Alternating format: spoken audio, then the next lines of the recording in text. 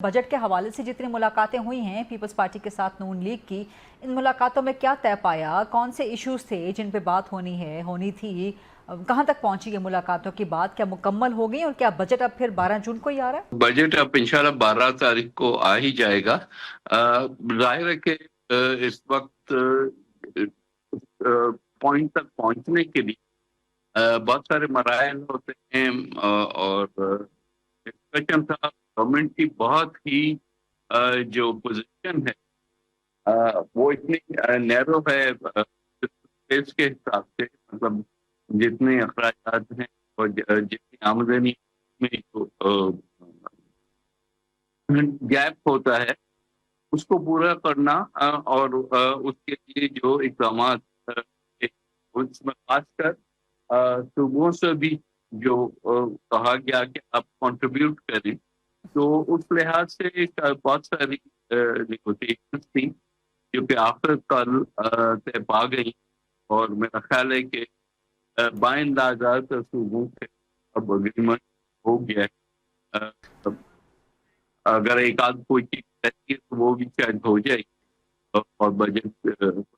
ठीक, तो ये बताइए कि सर कि इन मुलाकातों में बजट के अलावा भी कोई बात हुई है, किसी कानून साजी पे, किसी तरमीम पे या किसी और वाइडर इशू पे?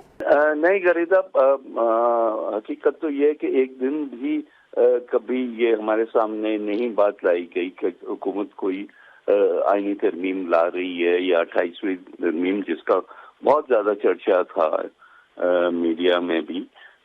वो उस किस्म की कोई चीज डिस्कशन में ना आई, ना आखिरी दिन तक कोई बात है। जो भी हमारी डिस्कशन हुई वो सब बजट के इर्द गिर्द ही थी और उसमें क्या होगा और किस तरह से हम इस बजट को आगे लेके जाएंगे। सो हाँ, फैक्ट इज के there is no 28th amendment. Gilgit Baltistan के हवाले से कुछ बात कि वहाँ पीपल्स पार्टी ने ज़बरदस्त जो वहाँ पे मेजॉरिटी हासिल की है, हुकूमत बनाने की आप पोजीशन में हैं, तो क्या नून लीग को ऑफर करेंगे आप हुकूमत साजी में शामिल होने के लिए या इंडिपेंडेंस के साथ मिलकर हुकूमत बनाएंगे? देखें, जब इन पार्लियामेंट्री सिस्टम में हमेशा आप सारे ऑप्शंस रखते हैं। आप देखते हैं कि अगर स्टेबल गवर्नमेंट बनती है खुद किसी को भी मिलाए बगैर, तो वो ऑप्शन होता है, नहीं तो आप कोई ना कोई कोलिशन पार्टनर जरूर ढूंढते हैं।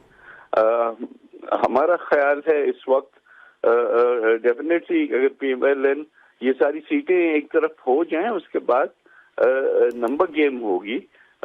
जब इस वक्त तो 24 की सीटें हैं, उसके बाद जो नेक्स्ट स्टेप होगा वो रिजर्व सीट्स का होगा।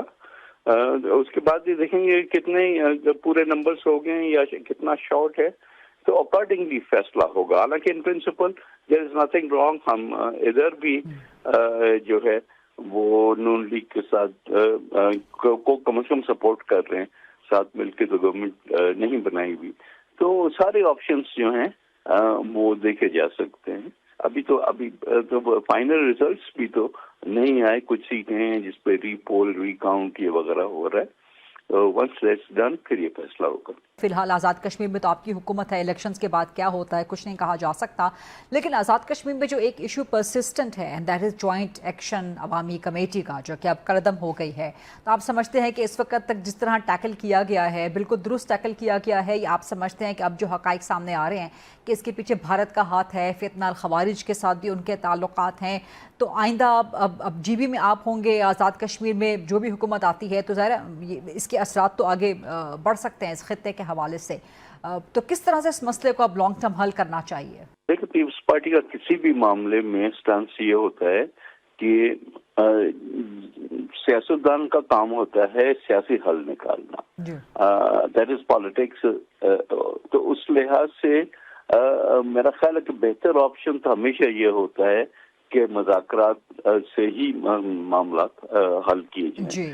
अब जरूर हो सकता है कि there are some foreign elements, लेकिन फॉरेन एलिमेंट्स देखें तब प्ले में आते हैं जब हम खुद एक सिचुएशन ऐसी फेस कर रहे हो जहाँ हमारे अपने लोग जो हैं वो एक ऐसा ख्याल रखते हो या उनको एक फीलिंग हो डिप्रिवेशन की, या कि उनके साथ इंसाफ नहीं हो रहा।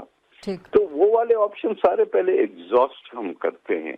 اس کے بعد اگر سچویشن ایسی ہوتی ہے جو کہ نہیں آتی، اب سوال یہ کہ وچ از دیٹ پوائنٹ.